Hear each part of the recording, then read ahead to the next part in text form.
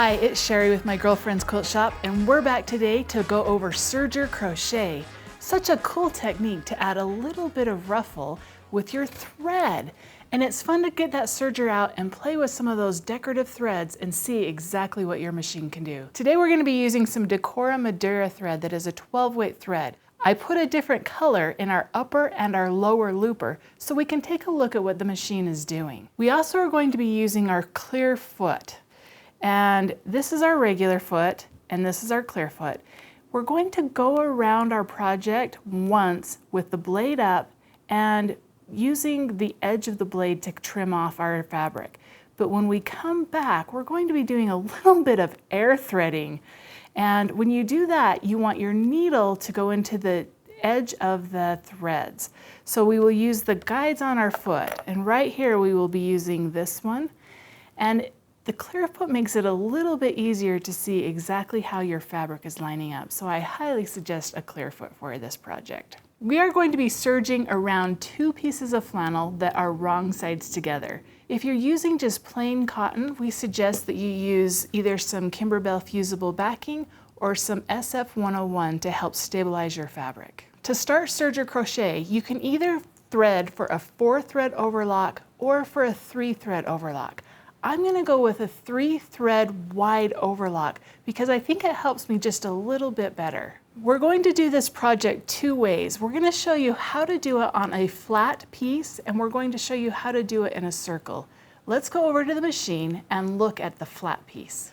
So over on our machine, our settings are that our needle is in the 01 position, and it's threaded with regular serger thread. Our length is going to be set between a 2 and a 4, and we're going to show you exactly what happens with that setting. Your width is going to be a 7.5 because you want the widest stitch possible on your machine. Your stitch selector is at an A, your differential is in neutral, and your upper looper is up, and on the first pass around your fabric, your blade is going to be unlocked. And your subsidiary looper is to the right. Your wave selector should be an overlock. And for this project, I like to slow my machine down a little bit.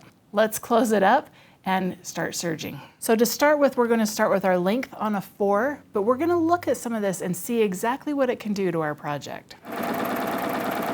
When I get to the end, I'm going to take about 2 stitches off the edge of my fabric. And then I'm going to lift up my foot and pull this straight back so that the stitches come off of the stitch fingers. I will flip it over and put my fabric back under my needles. At this point, I'm going to turn off my knife, so I will lock it, and I will line this up with the second groove so that my needle is going in my stitches, but the rest of my stitch is formed off of the project. Put your foot down and you're ready to sew.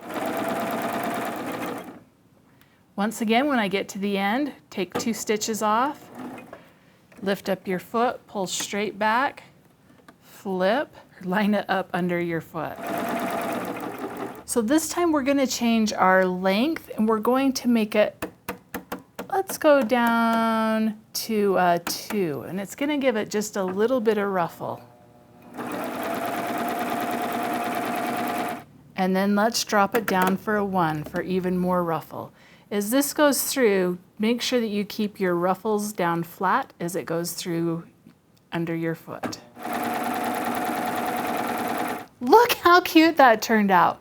With those dual threads, you're able to see which thread is on each level, and you can see them alternate. Let's go take a look now at how to do this in a circular motion where we don't flip our project back and forth. So over at the machine, when you're switching back to your project, make sure you check your length and your knife position to make sure they're in the right position to start. I've got this set to a 4 and my knife is back on. Once I get all the way around, I'm going to lock my blade so that I don't cut any of my stitches. And then I will lift up my needle and pull my project just a little bit to the left. We're going to go around once with our length in the same position. Now that we've gone around twice, Let's change our length to a 1 so we get that ruffle on there.